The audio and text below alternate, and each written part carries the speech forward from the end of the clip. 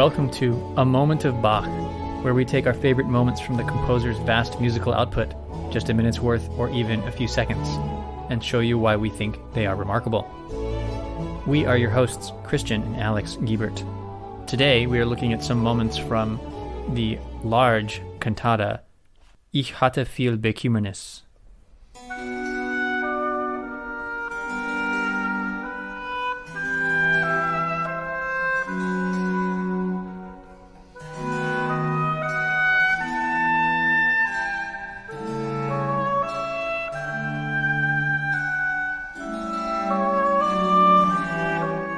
This is the first of 2 episodes we'll spend on this marvelous work, and it's got 11 movements. Really, I would feel good about it if we did 11 episodes, because it has that much good stuff in it.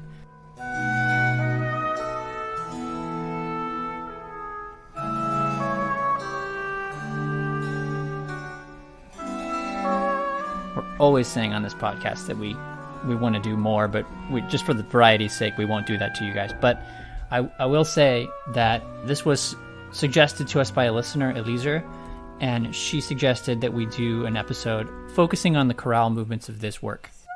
So what we've decided to do is spend 2 episodes on this work.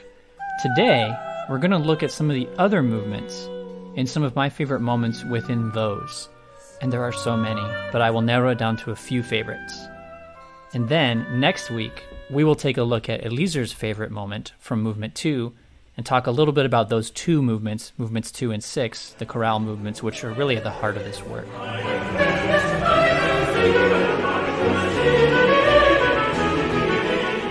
This being a larger work, it starts out with a movement that's purely instrumental, basically an introduction, to get us in the mood of things without hearing any words yet.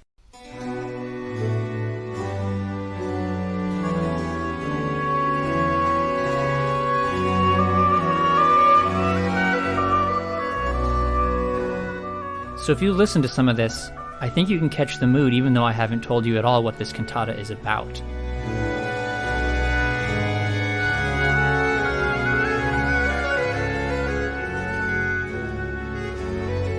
The first 2 lines of this cantata are, "When anxiety was great within me, your consolation brought me joy."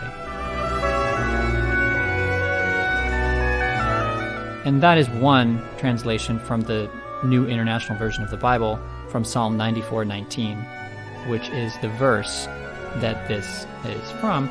But, there's lots of different ways to translate that text. Our listener, Eliezer, who speaks Hebrew, has told us that it could be more precisely translated to, "When there are a lot of bad thoughts within me."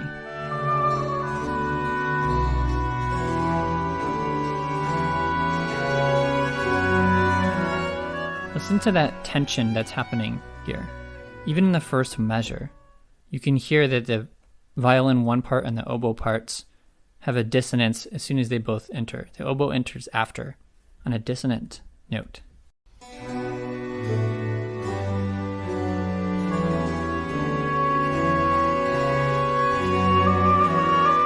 This sort of crunchy dissonance will carry us through most of this cantata until we get to the end when a little bit of joy and comfort radiates through. These cantatas are always named after the very first line of text, but it doesn't always convey everything that the cantata is about. There's a duality happening in this work between that sense of anxiety and stress and relief and joy. There's a duality there, and the work ultimately ends with a joyful movement.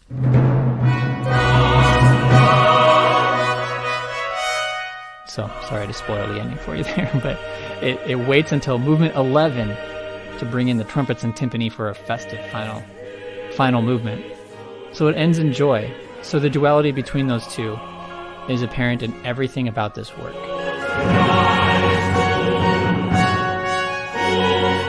And there is also the duality of character in that there are basically 2 characters. There's me, the narrator, right? The first person. Yeah, which is usually considered the soul. And it is the soul, yeah. The one whose heart is troubled with bad thoughts.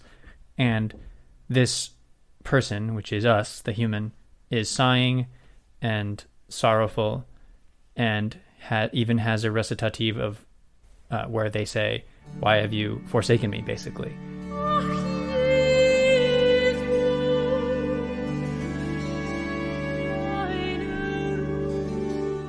Then later this changes. I'll let you get into it, Alex, but another character enters.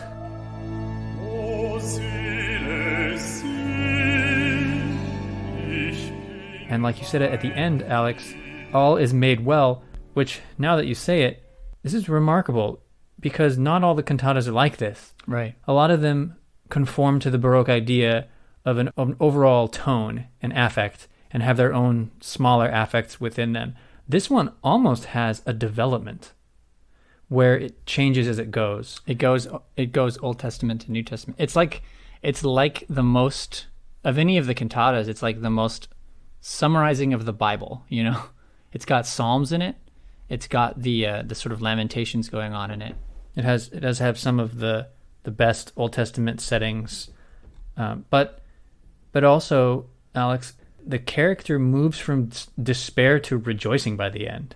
Yeah. And this is a sort of linear development that is not common in Baroque music unless we're talking about some sort of story thing like an opera.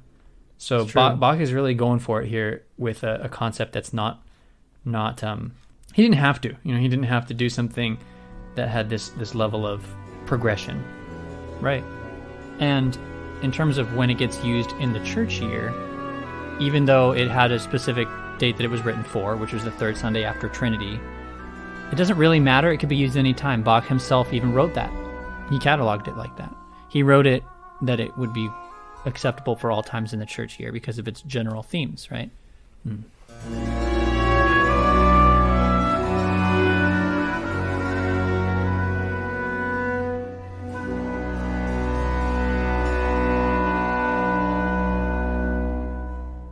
But yeah, it tells a story. I mean, I think all the most powerful music does. And we've always talked about how when Bach sets text, he's always trying to tell that story in the text. And here he has so much rich wording here to be setting the text. Christian, you mentioned the soul and Jesus. Well, way back in episode 3 of our first season, we talked about Wachet auf. And in Wachet auf, that's what it's all about, right? The soul in dialogue with Jesus. And he usually sets that with a soprano and bass duet, where the bass is Jesus and the soprano soloist is the soul or us, right? And this sort of masculine and feminine duality of that is straight from the Bible, because in the Bible, the church is a lot of times referred to as female, and because it's like Christ's bride, right? Yeah, which is what the Wachet auf thing is all about. Yeah, the metaphor is really clear there. Mm-hmm. And that soprano and bass duet that happens in this is one of the best of those. It starts with a recitative that, like, it's basically an intro where the soul is despairing and they're not in agreement yet, because the soul, she's not understanding how Jesus could solve these problems, basically, right? She's saying that there's only night, there is only darkness, there's light.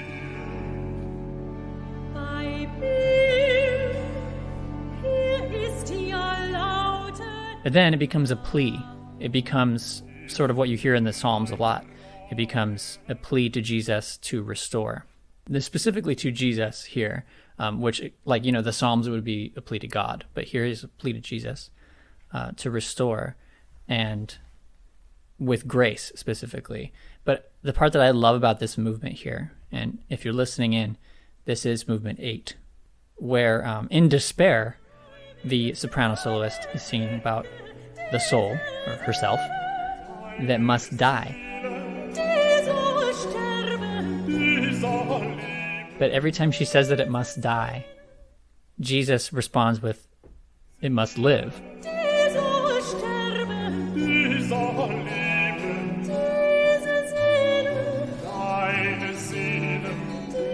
There's always a balance, there's always a duality. She says, it must not live, and he says, it must not die. And then she says, from its misfortune, you know, from our soul's misfortune, but then Jesus is saying, rescuing from that, you know, he's saying that he will rescue from that. And then she keeps on saying, I'm lost, and Christ keeps saying, no, you're chosen, I found you. You know, it's like, it's amazing, just this duality here. I love that. And then finally, she's saying she can't understand why he would love her, right? She says, "No, you hate me," and he says, "I love you." And they just keep on going in this sort of argument, basically, until she's convinced that Christ will restore her.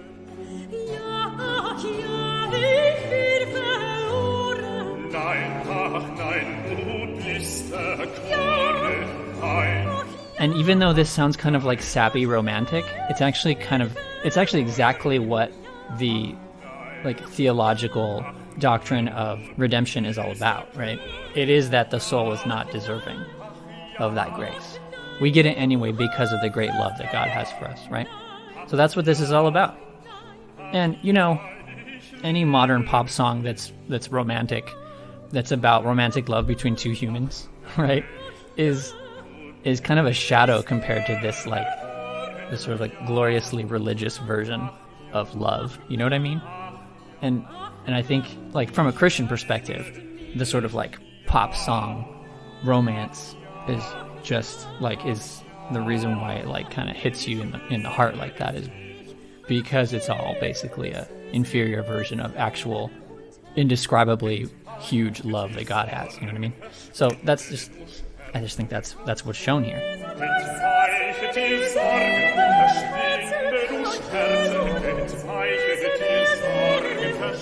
It's also a little bit similar to the Jewish perspective too.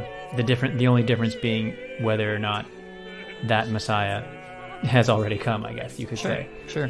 Because this whole, obviously, there are patently Christian things about this cantata, but most of it, you could take 3 movements out, and then the rest of it could actually function completely Old Testament wise. But even the duet stuff, even the idea, like you're saying, Alex, of the love metaphor, of the wedding metaphor in a duet, could still be between the person and their God, or the person and their Savior, their Messiah as well. Sure.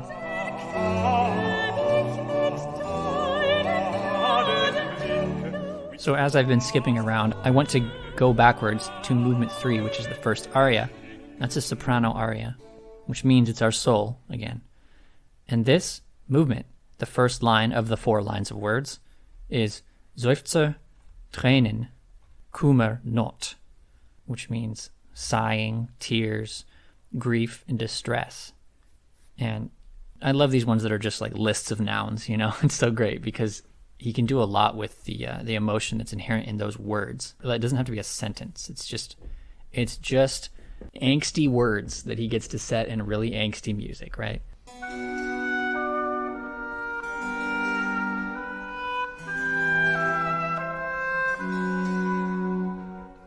And in this one, this oboe, first of all, if you've been listening to this podcast, with these arias, he starts with a solo instrument, or sometimes it's a group of instruments, but he starts with an instrumental introduction, right?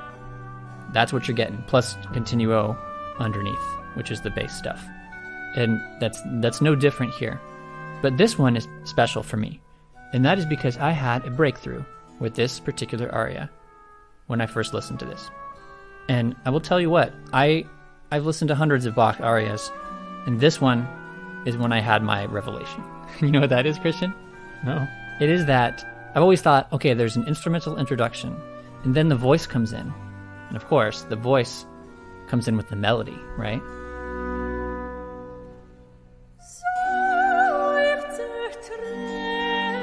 But then I thought, that's not really what's happening.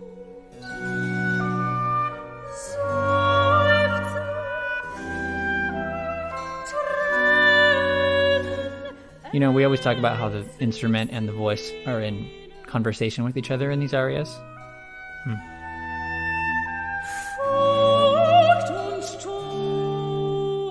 My revelation is that the instrument part is always the melody.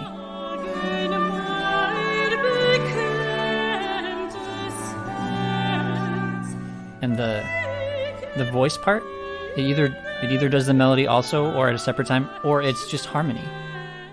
Like, it's not I always just assumed the voice part was like the true melody. You know what I mean? But then after I realized this, I looked back at a ton of other arias, and I realized it's always the same.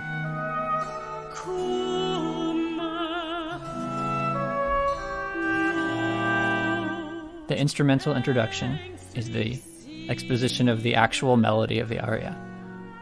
The voice part is like almost extra.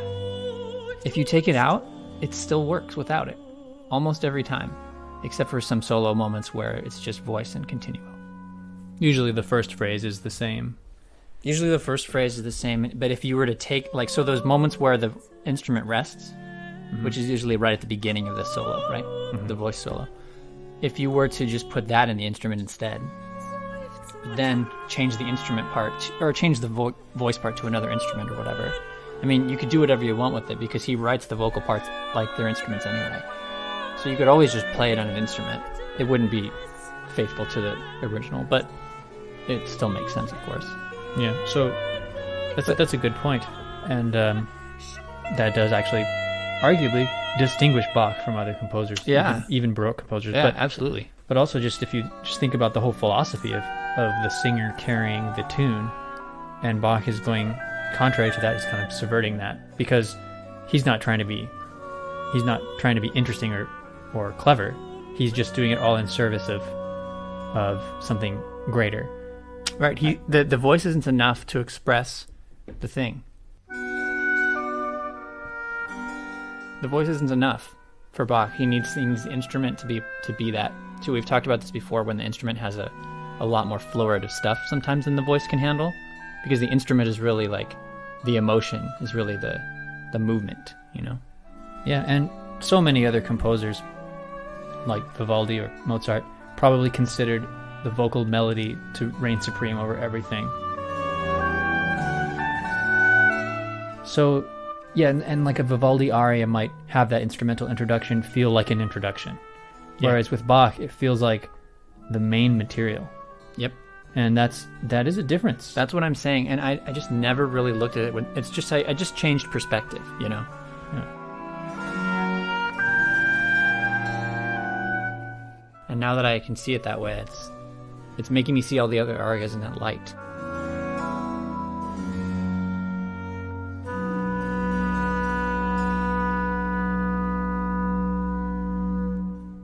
The moment that I figured that out was the entrance of the voice in this movement, and then when the oboe came back in right there. Because here's how the very beginning sounds with the oboe.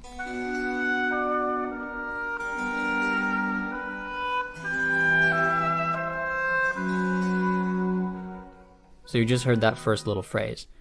Now here's how the voice part sounds as it enters.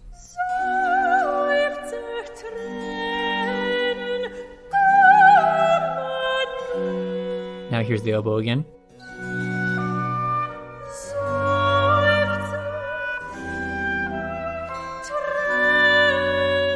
Okay, pause. Now that is the same thing. That's the intro again, right? Sounds like the oboe is just repeating it, right? Like echoing it.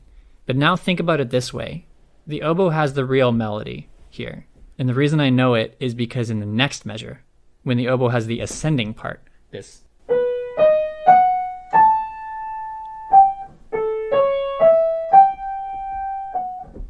That was from the intro. We already heard that.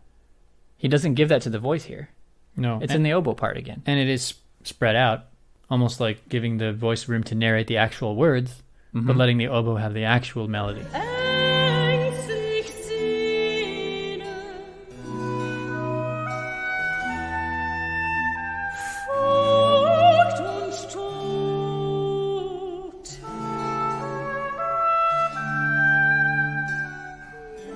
Yeah, I think when Bach does these things with these arias, he's giving the words to the singer, and he's giving the flavor of the emotion primarily to the instrument.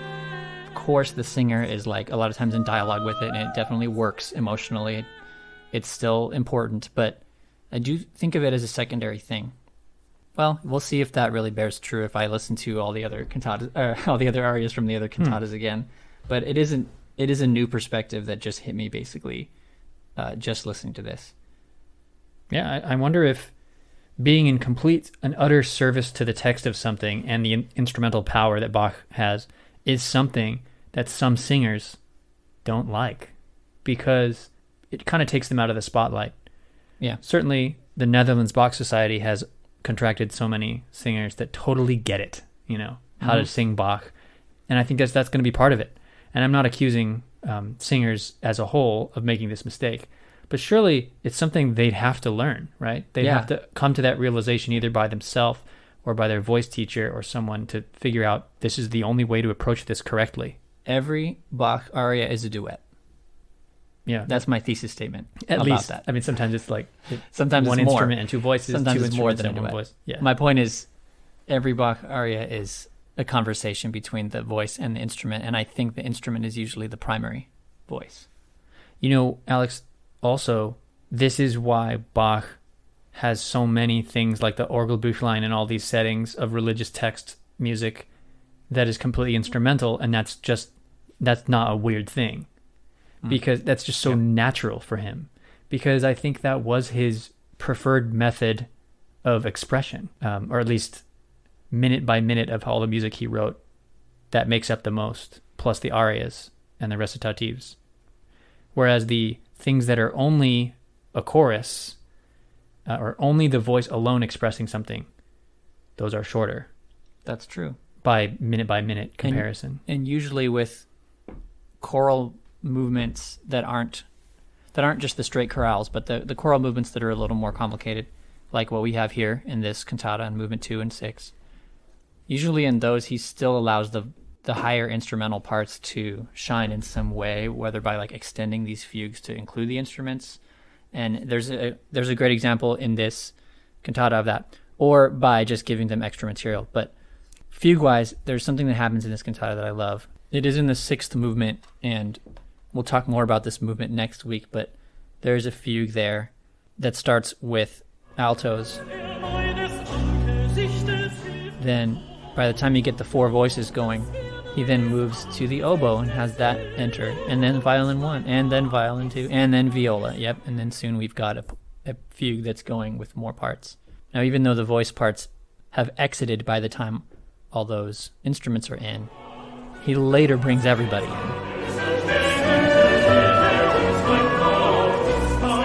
So there's so many great things in this, and like I said, there's a bunch to talk about next week. We're going to focus especially on our listener Eliezer's favorite moment from movement 2 and some of the other things that her interesting perspective will bring us. But before we end, I got to go to the final movement here. I made notes on every movement, and my notes for movement 11 consist of just a happy face. That's all I got on there. Look. See that? Yeah.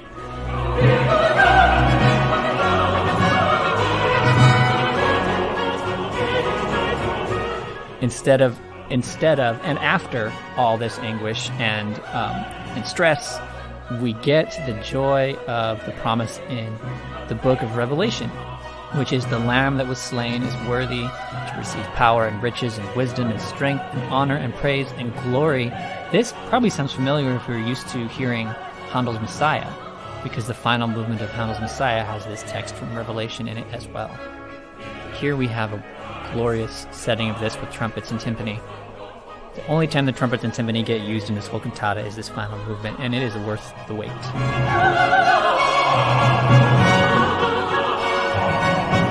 Christian, I was telling you that, look, no shade on Handel, but like, I wish the last movement of the Messiah was actually this instead of what it is, because I like this a little better. It's a little more complex and interesting for me. Yeah.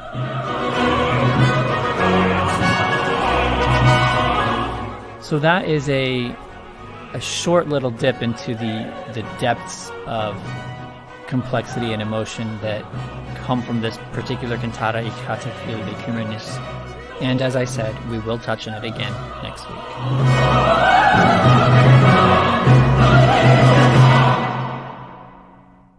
And now, here's the opening of the oboe solo of the soprano aria.